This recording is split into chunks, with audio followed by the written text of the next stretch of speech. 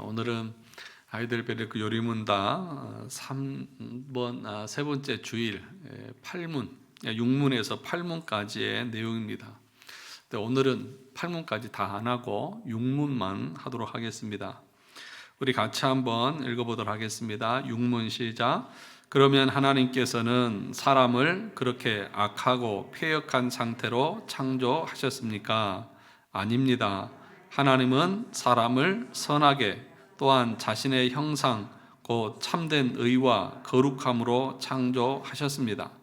이것은 사람으로 하여금 자신의 창조주 하나님을 바르게 알고 마음으로 사랑하며 영원한 복락 가운데에서 그와 함께 살고 그리하여 그분께 찬양과 영광을 돌리기 위함입니다. 7문.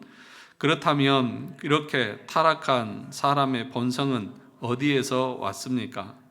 우리의 시조 아담과 하와가 낙원에서 타락하고 불순종한 데서 왔습니다.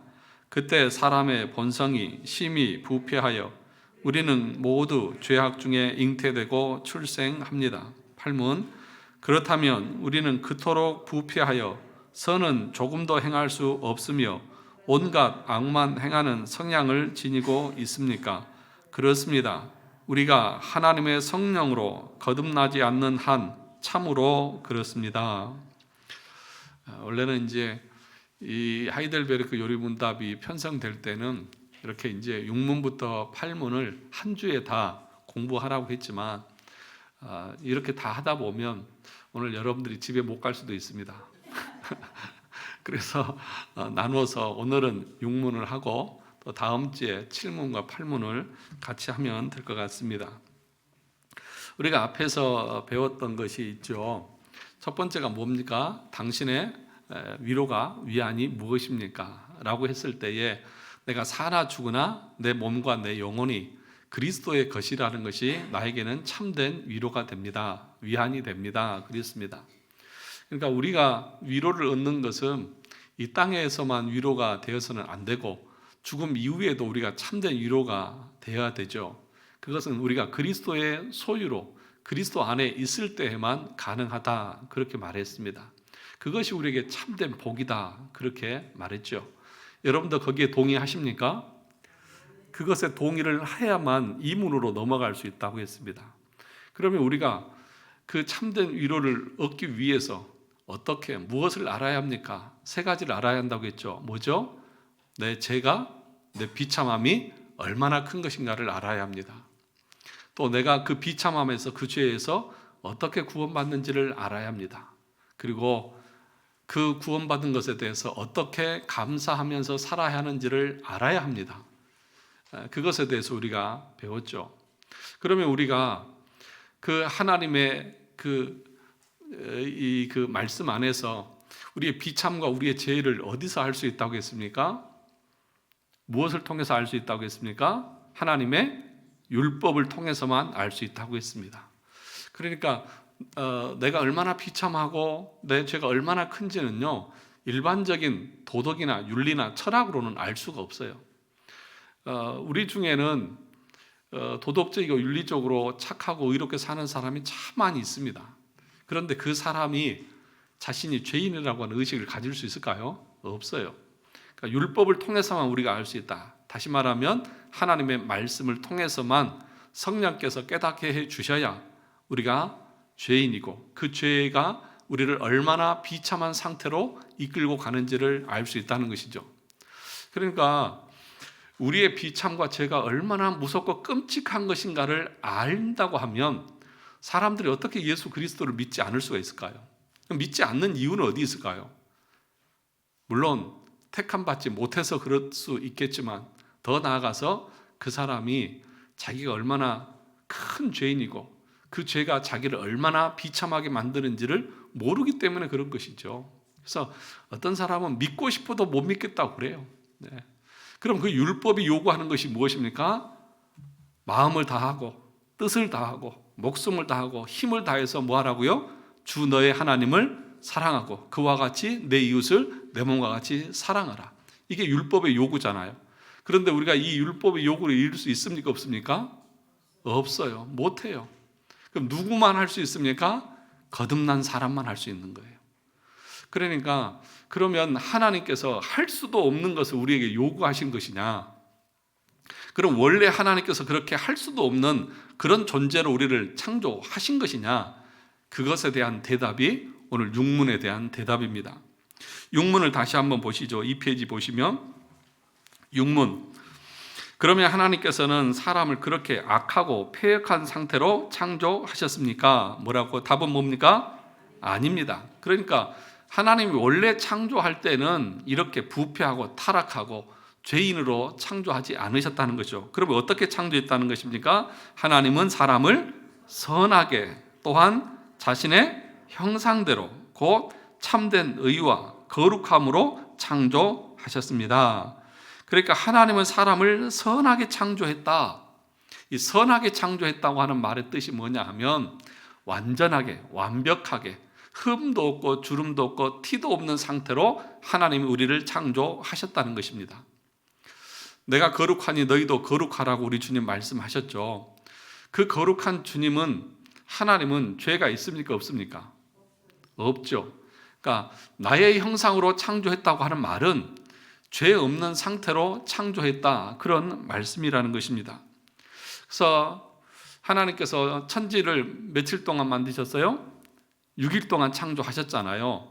창조하실 때마다 하나님이 보시기에 뭐 했더라? 좋았더라, 그렇게 얘기를 하고 있습니다. 하나님이 보시기에 좋았더라, 좋았더라, 계속 좋았더라. 그리고 나서 이 마지막 창세기 1장 31절, 우리 같이 한번 성경 펴져 있죠? 성경 오늘 창세기 봤으니까 1장 31절을 보시죠. 그 다음 페이지에도 있습니다. 3페이지에도 있는데 같이 한번 읽어볼까요? 시작. 하나님이 지으신 그 모든 것을 보시니 보시기에 심히 좋았더라. 저녁이 되고 아침이 되니 이는 여섯째 날이라. 그러니까 이것은 뭔 말이냐 하면 총평이에요. 하나님이 6일 동안 천지를 다 창조하시고 나서 하나님이 총평을 하시는데 뭐라고 말합니까? 하나님이 지으신 그 모든 것을 보시니, 보시기에 어땠다고요? 심히 좋았다, 심히 좋았다. 이게 선하게 창조했다는 겁니다. 하나님이 인간을 선하게 창조했다, 이 말은 하나님이 보시기에 좋았다, 다시 말하면 흠이 없이 완전하게, 완벽하게 하나님이 의도하신 대로 창조가 되어졌다, 그렇게 얘기하는 것이죠. 저와 여러분은, 우리 인간은 원래 하나님이 창조하실 때는 어떻게 창조했다고요? 완전하게, 완전하게 하나님 보시기에도 선하고 좋은 상태로 창조를 하셨다는 것입니다. 그것을 또 어떻게 표현합니까? 자신의 형상, 하나님의 형상대로 창조했다. 그러면 하나님도 우리 이 몸처럼 보이는 형상이 있다는 것입니까? 하나님을 볼 수 있어요, 없어요? 없잖아요. 하나님은 영이시기 때문에 우리의 눈에 보이지 않습니다. 형상으로 존재하시는 분이 아니죠. 그래서 이 계명에서 뭐라고 말했습니까? 아무 형상도 만들지 말라고 그랬잖아요. 그것이 왜 악한 것입니까? 하나님은 그런 존재가 아닌데 그런 것으로 비유하면 하나님의 그 존재의 영광이 떨어지는 거죠. 무엇으로 하나님의 그 존재의 영광을 표현할 수가 있겠냐는 거죠. 그래서 어떤 형상을 만들어서 이것이 하나님이다, 하나님은 이렇게 생겼을 것이다 말하는 것 자체가 악이고 죄라는 거죠. 그래서 이스라엘 백성들이 애굽에서 나와서 모세가 시내산에 십계명을 바로도로 올라갔을 때에 이스라엘 백성들이 뭘 만들었어요? 금송아지 우상을 만들었잖아요. 그 우상이라고 하는 것이 이스라엘 백성들이 뭐 다른 것을 섬긴 게 아니에요. 하나님이 이렇게 생겼다, 예를 들면 하나님을 금송아지에 비유를 한 거죠. 그것을 가리켜서 하나님은 우상이라고 말했다고요. 그러니까 우리가 하나님의 형상을 어떤 다른 것으로 표현하는 것 자체가 우상 숭배라고요. 그러니까 여러분들 옛날에 예수님께서 겟세마네 동산에 기도하는 것처럼 장발의 머리에 이렇게 돌 위에 손을 얹고 지그시 기도하고 햇빛 빛이 비치고 막 이런 거 여러분 집에 다 하나씩 걸어 놓으셨잖아요. 다 우상 숭배하신 거라고요. 아니, 농담이 아니라니까요. 다 우상 숭배라니까요. 그러니까 하나님의 형상을 우리가 시각적으로 볼 수 있는 것으로 만드는 것 자체가 우상이고 그게 우상 숭배고 그게 죄다. 그 십계명에서 그것을 가르치는 거예요. 그러니까 하나님은 어떤 형상으로도 만들 수 없어요. 만들어서도 안 돼요. 그림으로도 안 돼요. 이제 나중에 보면은 알지만, 그러면 그림으로도 교육적인 재료로도 안 됩니까? 그럴 때 안 됩니다. 단호하게 안 됩니다. 그럴 수 없습니다. 왜냐하면 그런 그림 재료로, 그런 것으로 통해서 사람들을 교육하면 사람들이 더 이해하기에 좋잖아요. 더 잘 알아들을 거 아니에요. 시청각으로 보여주면. 그럴 때 뭐라고 말하느냐? 사람의 지혜가 하나님의 지혜보다 탁월하지 않습니다. 하나님이 그렇게 말씀하셨다고 하면 그렇게 해도 사람들은 하나님을 알 수 있습니다. 인간이 다른 어떤 것들을 구상해 가지고 이렇게 하면 하나님을 더 잘 알아볼 수 있을 것이다 라고 하는 것 자체가 하나님을 무시하는 것과도 같은 거죠. 하나님이 그렇게 금하셨다고 하면 금하는 것이 맞다는 것입니다. 그러면 하나님의 형상이라고 하는 것은 뭘 말하는 것일까요?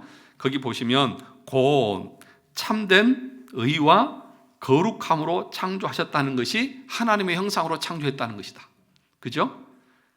여기 보세요. 곧 참된 의와 거룩함으로 창조하셨습니다. 그 밑에 보시면 2페이지 제일 밑에 보시면 성경 구절이 있죠. 여러분 나누어드린 그 책에도 보면 이 본문에 대한 내용의 구절들이 다 기록이 되어 있거든요. 그러니까 여러분들이 집에서 한 번씩 읽어오시면 더 좋을 거예요. 에베소서 4장 24절에서는 뭐라고 했습니까? 하나님을 따라 의와 진리의 거룩함으로 지으심을 받은 새 사람을 입으라. 그러니까 하나님이 우리를 창조하실 때 어떻게 창조했다는 거예요? 의와 진리의 거룩함, 그런 존재로 우리를 창조하셨다는 것입니다. 골로새서 3장 10절에서는 또 뭐라고 했습니까? 같이 읽어볼까요? 새 사람을 입었으니 이는 자기를 창조하신 이의 형상을 따라 지식에까지 새롭게 하심을 입은 자지나.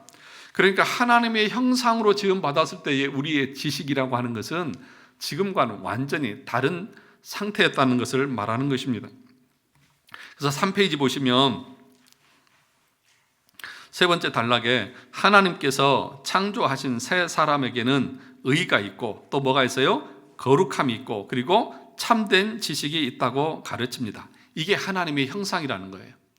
그러니까 이 하나님의 형상을 회복하자, 하나님의 형상이 회복되어야 된다라고 하는 것은 어떤 이미지, 어떤 형상을 만드는 것을 말하는 것이 아니라 우리 마음에 참된 의와 참된 거룩함과 참된 지식을 회복시키는 것을 말하는 거죠. 그런데 이것이 우리 인간의 어떤 의지나 노력으로 되어지는 것이 아니라 누가 하시는 거예요? 성령께서 하시는 거죠. 성령이 내 안에 오시면 하나님에 대한 지식을 알게 하시고 우리의 양심을 깨우쳐서 하나님의 의를 따르게 하고 그리고 거룩함으로 구별된 삶을 살아가도록 성령께서 우리를 그렇게 이끄시는 거죠. 그래서 뭐라고 말합니까? 이것을 회복해야 된다, 그렇게 말하고 있는 것입니다. 그 다음 단락 보시면 우리에게 하나님의 완벽한 형상, 우리를 만드실 때 보기에 심히 좋았다라는 말은 완벽하다는 뜻입니다. 완전히 선하다는 뜻입니다. 그래서 우리 인간은 처음 창조하셨을 때 하나님처럼 하나님의 성향, 성품을 가지고 있는 존재로 창조되었습니다. 그래서 우리가 오늘 살펴보아야 할 것은 무엇이냐 하면 우리가 그렇게 하나님의 모습으로 창조되었다는 것이 얼마나 고귀하고 놀라운 것인지를 알아야 한다는 것입니다. 그것을 알아야 우리가 현재 처해 있는 자리가 얼마나 비참한지를 알 수 있는 것입니다. 그래서 그 비참함이라고 하는 것은 어느 위치에서 떨어진 상태를 말한다고 했죠. 그러니까 하나님이 우리를 창조하실 때에는 하나님의 형상대로 선하게, 완벽하게, 완전하게 의와 거룩함과 지혜로움으로 하나님이 우리를 창조했는데 우리의 죄로 말미암아서 그 상태에서 완전히 떨어져서 비참한 상태로 처하게 되어졌다는 거죠.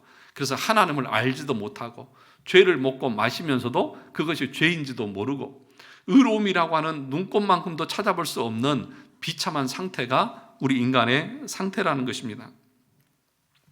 자, 그 다음에 보시면 하나님이 우리를 창조하실 때 그런 목표가 무엇이었느냐?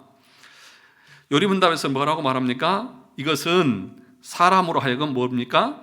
자신의 창조주 하나님을 바르게 알고 마음으로 사랑하며 영원한 복락 가운데서 그와 함께 살고 그리하여 그분께 찬양과 영광을 돌리기 위함입니다. 그러니까 우리를 창조하신 목적을 한마디로 말하면 그 마지막 하나님께 찬양과 영광을 돌리기 위해서 우리를 창조했다는 것입니다. 그 하나님을 이렇게 찬양과 영광을 돌리는 데 있어서 중요한 것이 뭐냐? 여기 본문에 보시면, 거기 보시면 자신의 창조주 하나님을 어떻게 하고? 바르게 알고. 하나님을 알아야, 그죠? 바르게 알아야 바르게 하나님을 섬길 수 있겠죠. 모르는 것을 어떻게 섬길 수 있겠습니까? 그런데 하나님이 우리를 처음 창조하셨을 때는 하나님이 어떤 분인지를 잘 알게 하셨다는 거죠. 알 수 있는 존재로 만드셨다는 거죠. 그래서 어때요? 아담과 하와 보면 처음에 하나님과 동산을 거닐면서 하나님과 대화하고 하나님과 만나서 교제하고 그 아름다운 상태로 늘 기쁨과 영원한 복락을 누리는 존재로 지음을 받은 거죠. 그래서 처음 창조되었을 때 우리는 죽음을 모르는 존재로 지음을 받았죠. 죽지 않을 존재로 우리는 지음을 받았다는 거죠. 그런데 그 죄로 말미암아 죽음이 찾아온 것입니다. 거기를 같이 보겠습니다. 그러므로 사람이 창조된 궁극적인 목적은 바로 하나님의 영광입니다. 하나님께서 사람과 천사 등 이성적이며 지적인 존재들을 창조하신 것은 하나님을 알고서 그를 영원토록 찬송하게 하기 위함이었습니다. 그래서 소요리문답 제1번이 뭐예요? 인간의 제일 되는 목적이 무엇입니까? 하나님을 영화롭게 하고 영원토록 그분을 즐거워하는 것입니다. 그것이 우리 인간의 존재 목적이라는 것이죠. 그런데 이 죄가 찾아오고 우리의 상태가 타락하고 비참한 존재가 되니까 하나님께 영광을 돌려요, 안 돌려요? 안 돌리죠. 하나님을 섬기는 것이 기뻐요, 안 기뻐요? 안 기쁘죠. 자신의 욕망을 쫓아서 살고 자기를 섬기는 것이 기쁘고 쾌락을 쫓아서 살아가는 존재로 살고 있는 거죠. 그러니까 세상 사람들은 먹고 마시고 즐기고 놀고 이런 것이 얼마나 즐겁냐. 그런데 성경에서 보면 그 상태는 어떤 거예요? 비참한 상태라는 거죠. 비참한 상태. 근데 우리도 그걸 추구하잖아요. 그러니까 거듭나지 못한 영혼들은 예수 믿어서 그것을 통해서도 자신의 욕심을 채우고 욕망을 쫓아서 살아가는 그 삶으로 계속 가는 거예요. 근데 그것이 비참한 상태인지를 몰라요. 자기 욕심이 채워지고 자기 욕망이 이루어지는 것이 자기가 어떤 꿈과 소명과 비전을 이룬 것이라고 말하는데 성경은 뭐라고 말합니까? 그것 자체가 네 인생이 비참한 거야. 왜 그러냐? 그것이 비참하다고 하는 사실 자체도 모르는 것 자체가 너에게 비참한 거야. 그렇지 않습니까? 돼지가 자기가 누운 똥에 다시 눕고 그 뒹굴면서도 그것이 더럽고 추한 건지 모르잖아요. 다시 거기서 먹고 자고 또 하잖아요. 그러니까 그것이 얼마나 비참한 거냐. 그런데 우리 인간이 그렇다는 거죠. 하나님을 알지 못하면, 하나님을 바르게 알지 못하면, 자기 자신이 어떤 존재인지 바로 알지 못하니까 계속해서 세상에서 먹고 마시고 즐기고 놀고 쾌락을 누리는 것이 자기 인생의 기쁨이고 행복이라고 생각하는데, 그런데 성경에서 뭐라고 말하는 거예요? 그게 너의 비참함인 거야. 원래 하나님이 우리를 창조하실 때는 그렇게 우리를 창조하지 않았어. 그럼 어떻게 창조했느냐? 하나님을 알고 하나님 안에서 기뻐하고 하나님과 함께 즐거워하고 하나님이 뜻하신 대로 순종하면서 살아가고, 그래서 그 모든 것을 통해서 하나님을 찬양하고 영광을 돌리는 그 목적이 이루어지는 것이 너의 영광인 거야. 그런데 그것이 없다고 하면 우리 인생은 참 비참한 거죠. 그래서 결국에는 이 땅에서 비참한 살 뿐만 아니라 영원한 비참 가운데 떨어질 수밖에 없다는 것입니다. 그래서 4페이지에 보시면 이렇게 말하죠. 그러므로 사람이 창조된 가장 주된 목적은 바로 하나님의 영광을 위한 것입니다. 즉 하나님의 거룩하신 이름을 고백하고 부르며 찬송하고 감사하며 사랑하고 순종하는 것이야말로 우리가 하나님과 이웃에게 드려야 마땅한 의무들인 것입니다. 이게 마땅한 의무예요. 이것을 행할 때에 때로는 우리가 버거울 때도 있죠. 힘들 때도 있어요. 그리고 어떤 사람들은 기쁨으로 행하는 사람도 있어요. 근데 이것 자체가 우리 인생에서 가장 행복한 길이다. 성경이 그렇게 우리에게 가르치고 있는 거예요.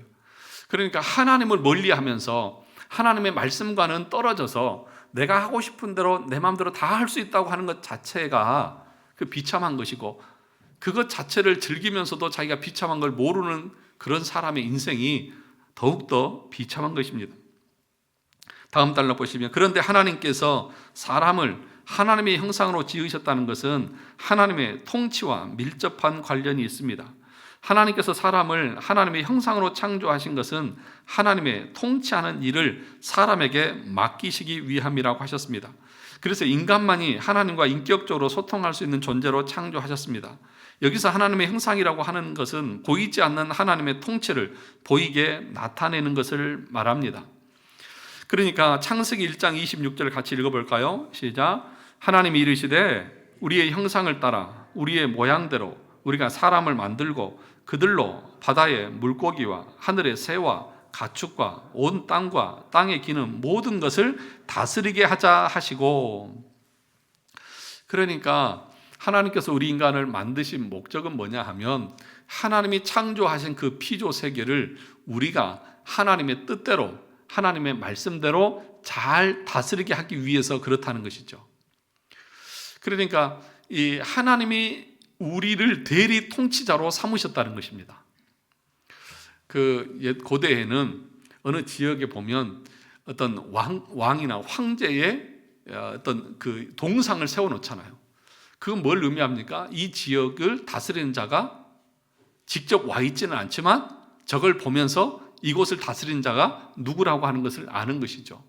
그러니까 하나님은 인간을 창조하시고 인간과 천사들만 인격적으로 하나님과 소통할 존재로 창조하셔서 그들에게 자신의 권한과 모든 것을 위임해서 이 창조 세계를 다스리도록 하시기로 하셨다는 것이죠.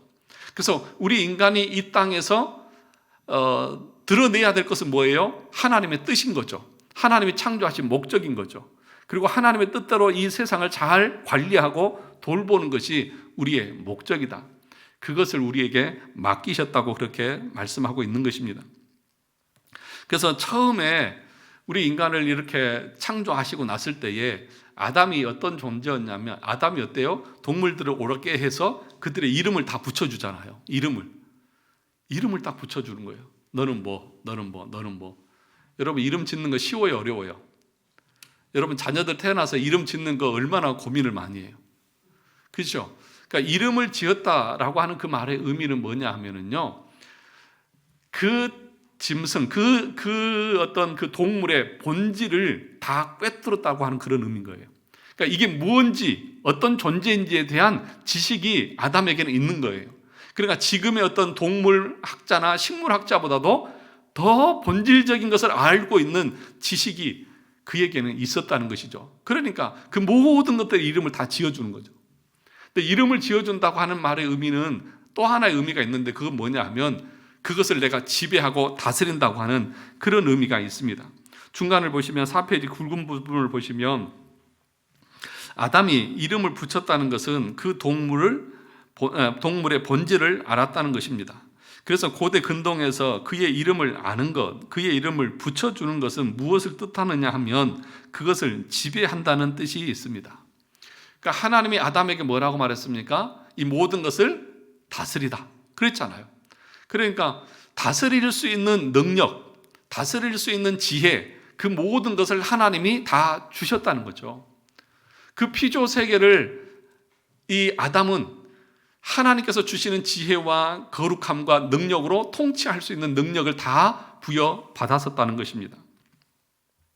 그러면 여러분, 이름을 부른다고 하는 것은 지배한다고 하는 의미가 있는데, 여러분들은 하나님을 지배하는 분 같습니까? 아니면 하나님의 지배를 받는 분 같습니까?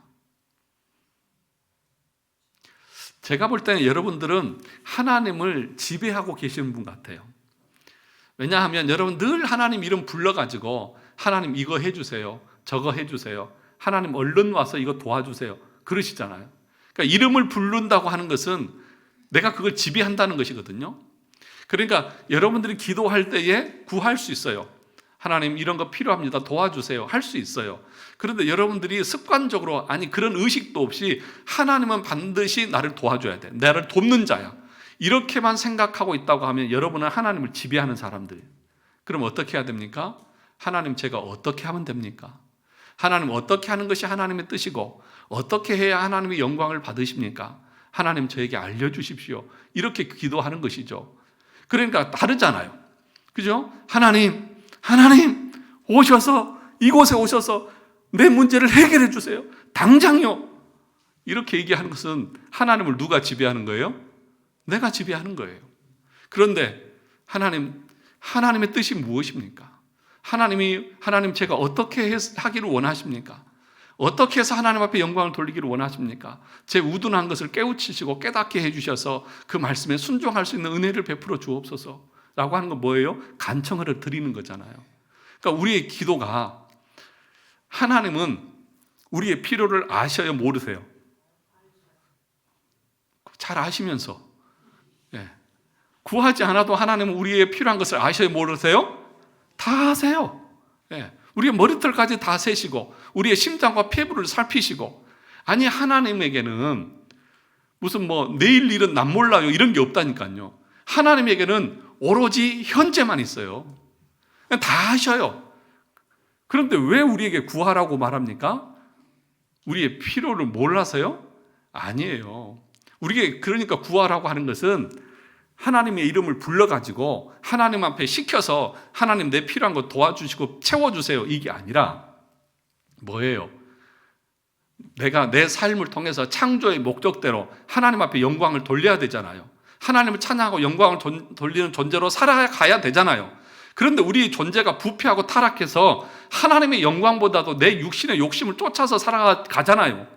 그러니까 은혜가 필요한 거죠. 하나님 나에게 은혜 주셔서 내 욕망과 내 욕심과 내 뜻을 성취하기 위해서 하나님을 도구로 이용하는 것이 아니라 내가 하나님의 목적에 맞는 삶을 살아갈 수 있는 은혜와 지식과 지혜를 능력을 달라고 구하는 것이 기도인 거죠.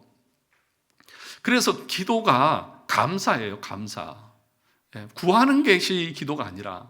근데 이제 이게 우리에게는 잘못 알려져 가지고 기도해서 내가 하나님 앞에 요구해서 받아내는 것으로 생각하는데 생각해 보세요. 하나님 다 아신다며요. 그리고 하나님은 우리를 위해서 열심히 도우시고 선하신 하나님이고 자기 자녀를 위해서 자기 독생자 아들까지 다 주셨어요. 그러면 아까운 게 뭐가 있어요? 없어요. 하나님은 다 주세요. 그런데 그렇게 하시기를 원하는 목적이 뭐예요? 하나님의 뜻대로 하나님의 영광을 돌리게 하기 위해서. 왜 그렇습니까? 그것이 인간이 가장 행복하고 복된 인생이기 때문에, 그것에서 이탈한 인생이 가장 비참하고 비천한 인생이기 때문에 복된 인생이 되게 하기 위해서 그렇게 우리에게 요구하고 계시다는 것입니다. 그래서 그 다음에 보시면 이렇게 말합니다. 앞에 다시 한번 보시면 하나님을 바로 알고 그 다음에 무엇으로 사랑해요? 마음으로 사랑하며. 제일 첫 페이지의 그 육문 그 답을 보시면 뭐라고 말합니까? 자신의 창조주 하나님을 바르게 알고 그 다음에 마음으로 사랑하며 그렇게 얘기합니다. 마음으로 사랑하며. 마음으로 사랑한다. 그러니까 하나님이 우리에게 원하시는 것은 무엇일까요? 우리의 마음이에요. 마음. 우리의 행위가 아니라 우리의 마음이라는 것입니다. 사람은 뭘 봐요? 행위를 보죠. 그런데 하나님은 뭘 봐요? 마음을 보십니다. 그러면 우리가 우리의 행위로 구원을 받을 수 있습니까? 없습니까? 없죠. 그렇죠? 행함으로 우리는 구원받지 못해요. 그러면 우리가 행함으로 지옥에 갑니까? 안 갑니까? 몇 번을 얘기를 해도 우리가 큰 죄를 지어서 지옥 갑니까? 안 갑니까? 헷갈리는데. 행함으로 우리가 구원 못 받는다며요. 그러면 행위 때문에 지옥 가는 것도 아닌 거죠. 무슨 얘기 이해 가십니까? 헷갈리시면 안 돼요. 우리가 행위로 구원받지 못한다. 그 말은 우리가 행위 때문에 지옥 가지도 않는다는 거예요. 그럼 우리가 어떻게 해서 천국 갑니까? 마음으로 믿어서 의에 이르고 입으로 시인해서 구원을 받는 거예요. 그러니까 마음을 하나님이 보시는 거예요. 마음을. 여러분의 마음을 보시기를 원하신다고요. 너희의 마음의 상태가 어떠냐는 거죠. 그런데 아담의 마음의 상태는 어떤 상태였을까요? 하나님을 사랑하고. 그죠? 그래서 마태복음 22장에서 율법이 요구하는 게 뭐라고 했습니까? 마음을 다하고 뜻을 다해서 주 너희 하나님을 사랑하는 것이라고 했잖아요. 그런데 타락한 인간은 마음을 다해서 하나님을 사랑할 수 없다는 거죠. 원래 그런데 우리가 창조되었을 때는 마음으로 하나님을 섬기고 사랑할 수 있게 하셨다는 거죠. 그러면 여러분의 마음과 여러분의 행동은 구분을 할 수가 있습니까? 없습니까? 어디까지가 내 마음이고 어디까지가 내 행동입니까? 무슨 말을 하는지 잘 모르시겠어요? 여러분의 마음과 여러분의 행동이 분리가 되나요? 분리가 안 되나요? 분리가 되는 것 같습니까? 내 마음은 이런데 행동은 이렇게 해. 근데 내 행동은 이래도 내 마음은 그게 아니야. 여러분 그러시죠? 다들 그렇게 생각을 해요. 마음은 그런 거 아니야. 내가 행동은 이랬어도 마음은 그런 거 아니야. 그렇게들 얘기하거든요. 그건요, 자기 합리화예요. 자기가 그렇게 해놓고 자기는 그런 게 아니라고 거짓말 치는 거예요. 근데 여러분, 우리 마음과 우리의 행동은 분리되지가 않아요. 예를 들어서 한번 봅시다. 길을 지나가다가 예쁜 애가 있어요. 아주 예뻐요. 그럼 여러분 손이 어떻게 가요? 머리에 간다든지 볼을 쓰다듬다든지. 그렇죠. 왜요? 이쁘니까. 그렇잖아요. 그러니까 우리 마음과 우리의 행동은요, 분리되지 않아요. 그러니까 뭐라고 말할 수 있냐면, 여러분의 행동을 하나님이 심판하신다고 그랬잖아요. 최후 심판할 때 하나님 뭘 심판하신다고 그랬어요? 우리의 행위요. 아니 목사님, 행위 때문에 지옥 안 간다며요. 그런데 또 하나님은 행위로 심판하신대요. 그러니까 무슨 얘기냐? 우리의 행위와 우리의 마음은 분리되지 않기 때문에 하나님이 보시는 것은 그 마음이에요. 그런데 우리 인간에게 나타나는 것은 행위예요. 그러니까 우리 인간의 마음이 어떠하느냐에 따라서 행동이 나오는 거예요. 그건 분리되지 않아요. 그러니까 개혁주의에서는, 우리 장로교에서는 여러분의 행위가 정말 하나님을 사랑하는 마음에서 행동으로 드러나지 않으면 구원받은 사람이 아니라고 말하는 거예요. 왜요? 우리 마음과 우리의 행동은 분리할 수 없기 때문에. 분리되지 않아요. 뭐 어디까지가? 여러분, 부부가 마음이 좋으면 사랑하면 그 표정이 나오는 거잖아요. 제가 우리 혜경이를 사랑하니까 늘 이뻐하잖아요. 마음이 없는데 그게 됩니까? 안 되잖아요. 마음에서 막 그 이쁨이 있으니까 행동으로 얼굴도 만지려고 그러고 쓰다듬고 주기도 하고 안아주기도 하고 그러는 거죠. 물론 그것에 조금 정도의 차이는 사람들마다 있을 수는 있겠죠. 그런데 기본적으로 우리 마음과 우리의 행동은 같이 간다 안 간다? 같이 가는 거예요. 그러니까 여러분, 내 마음은 그게 아니다, 그런 말씀 하지 마세요. 여러분의 행동을 보면 그 마음을 알 수 있는 거예요. 자, 그 얘기를 지금 하고 있는 것입니다. 자, 그 다음에 보시면 7페이지 중간에 보시면 7페이지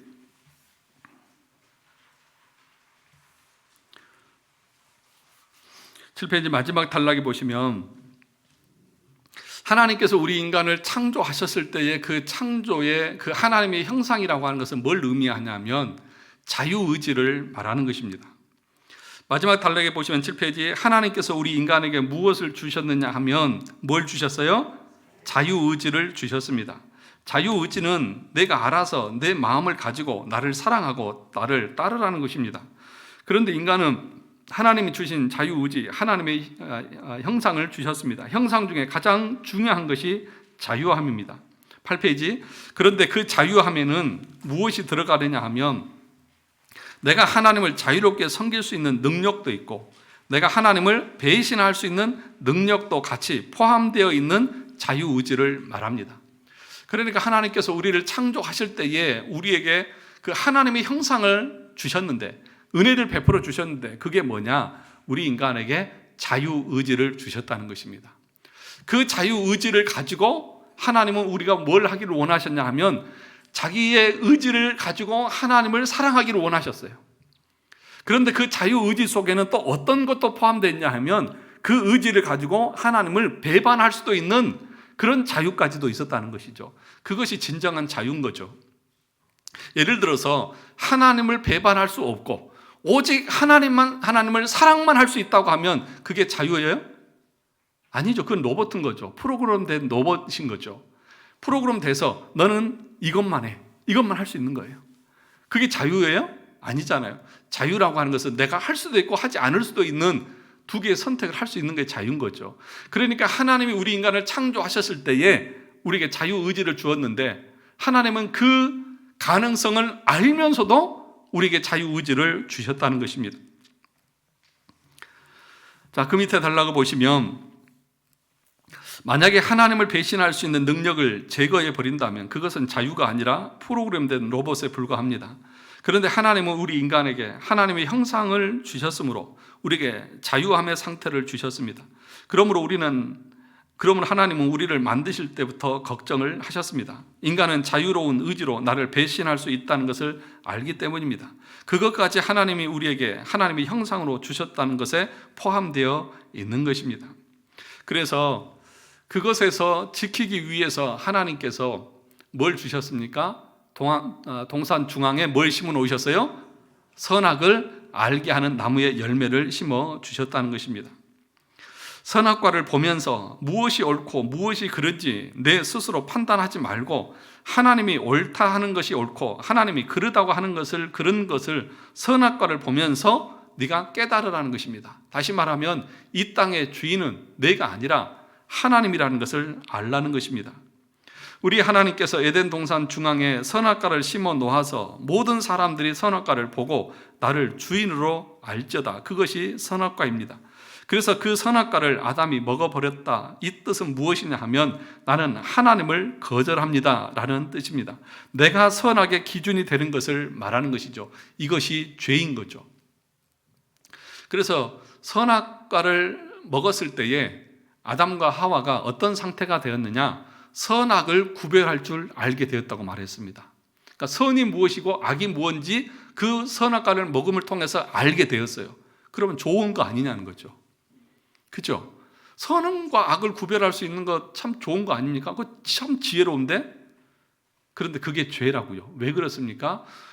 모든 선의 기준은 오직 누구예요? 하나님이시잖아요.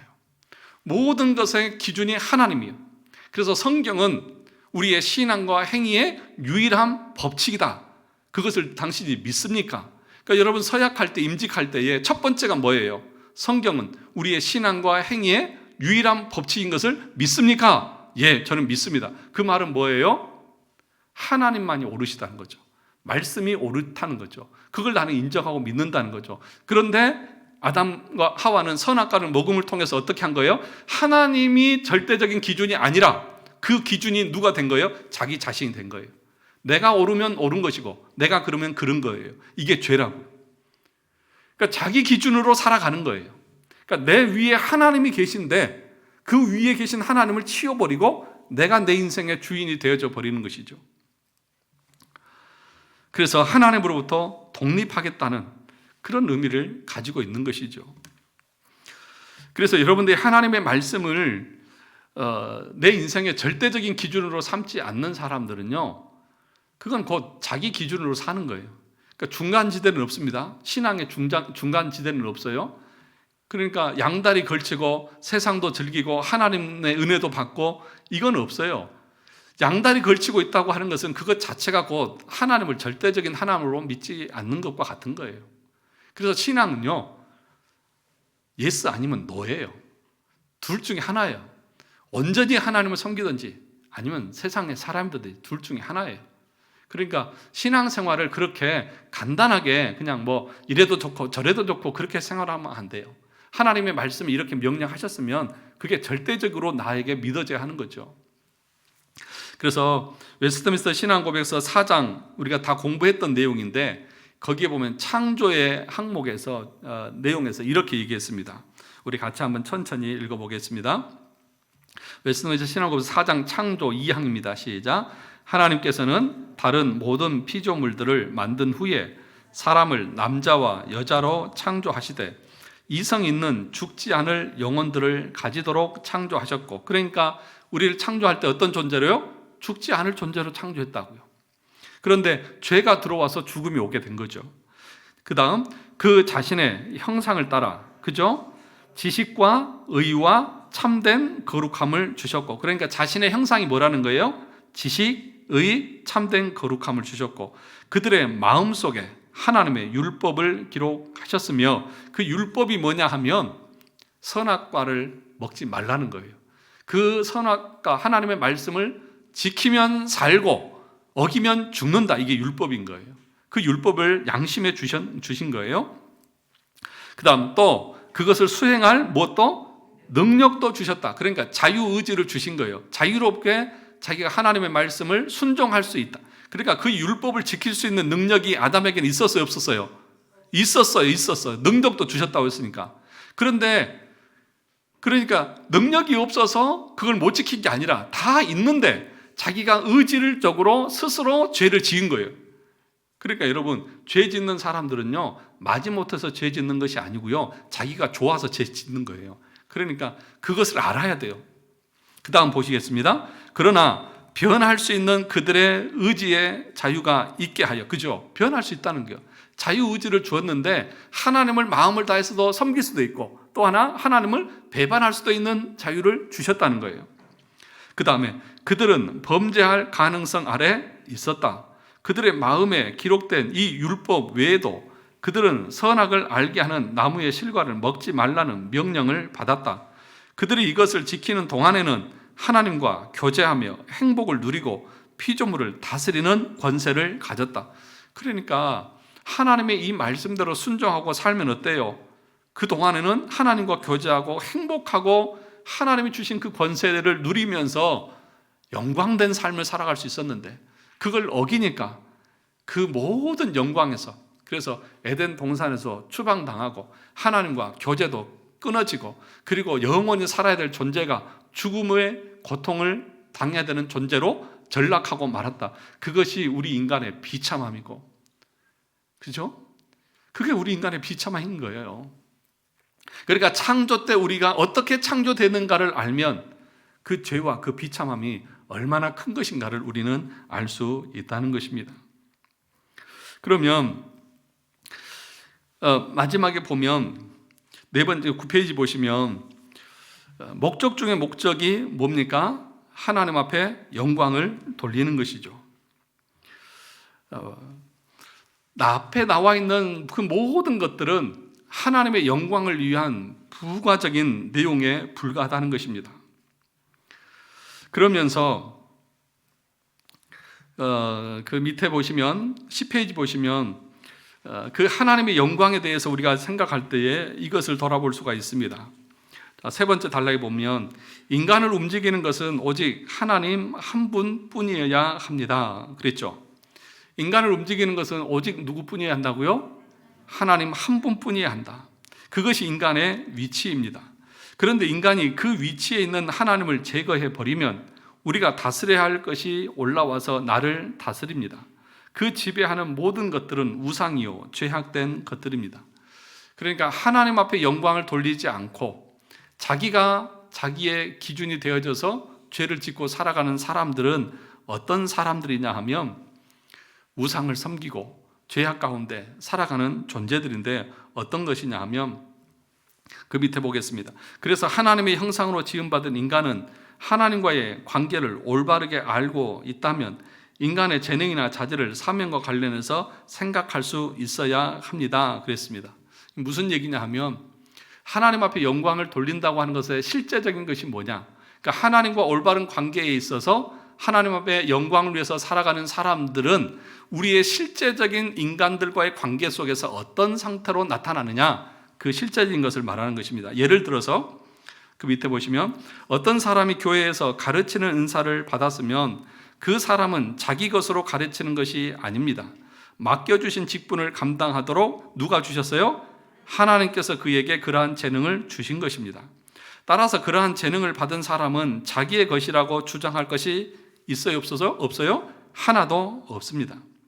봉사를 잘한 다음에 내가 참 잘하였다, 다른 사람보다 월등히 낫다 하는 생각이 마음에 가득하거나 다른 사람에게서 그 사실을 인정받으려고 한다면 하나님의 형상으로 지음받은 사람답다, 사람답지 못하다, 사람답지 못한 것입니다.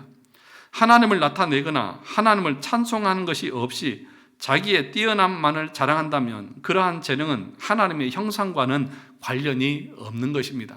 왜요?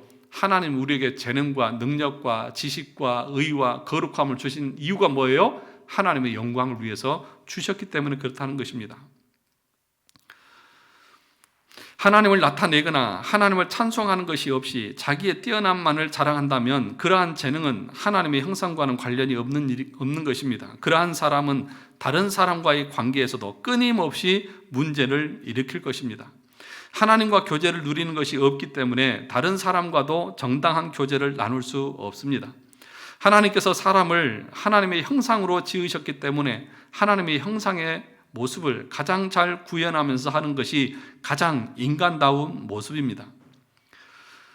그 다음 페이지 보시면 지금 우리가 예배 드리는 목적이 무엇입니까? 뭐예요? 하나님께 영광을 돌려드리는 것입니다. 이것이 예배의 유일한 목적인 거죠. 영광을 돌리고 우리의 문제의 해결을 위해서 교회에 나오는 것이 아닙니다.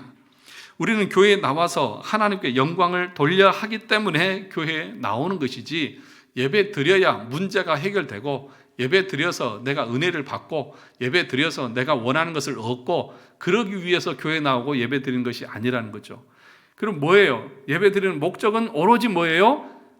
하나님의 영광을 받으셔야 하기 때문에, 그리고 그것이 그렇게 영광을 돌려드리는 것이 하나님이 우리를 창조하신 목적이고 가장 하나님의 형상다운 모습이기 때문에 우리가 하나님 앞에 나와서 예배를 드리는 것입니다. 내 문제를 해결하기 위해 교회를 나오는 것은 기독교가 아닙니다. 그것은 하나님께 영광을 돌린 다음에 부스러기의 은혜인 것입니다. 부스러기의 은혜로 내 문제가 해결되는 것이 교회에서 나타나는 미덕입니다. 그러므로 우리 성도들이 교회에 나올 때 가장 깊은 곳에서 드러나야 하는 것은 하나님께 영광을 돌려드리겠다라고 하는 마음으로 나와야 하는 것입니다. 오직 하나님께 영광을 돌릴 수 있는 존재는 인간과 천사 둘밖에 없습니다. 인간 중에서도 거듭난 인간만 하나님께 영광을 돌릴 수 있습니다. 그래서 회복된 세 사람이 모인 공동체에서 사람이 드러나지 않고 누구만 드러나야 합니까? 하나님만 드러나야 합니다. 그래서 자랑하는 자는 주님만 자랑합니다. 자기가 어떠한 일을 했어도 이것은 내가 한 것이 아니라 내 안에 계신 하나님께서 하신 것입니다 하면서 하나님만 자랑합니다. 그래서 가장 아름다운 교회 모습, 건강한 교회의 모습은 어떤 것입니까? 인간은 다 없고 오직 하나님의 영광만으로 하나님만이 주인 되시고 하나님만이 높임받는 공동체, 그런 예배, 그것이 가장 하나님이 기뻐하시는 것이고 우리 인간이 마땅히 드려야 될 우리의 본질적인 모습이라는 사실입니다. 저와 여러분 가운데에 또 우리 교회 가운데 하나님이 창조하신 그 목적대로 계속해서 회복되어져 가고 계속해서 성장해 가는 그런 은혜가 됐기를 원합니다.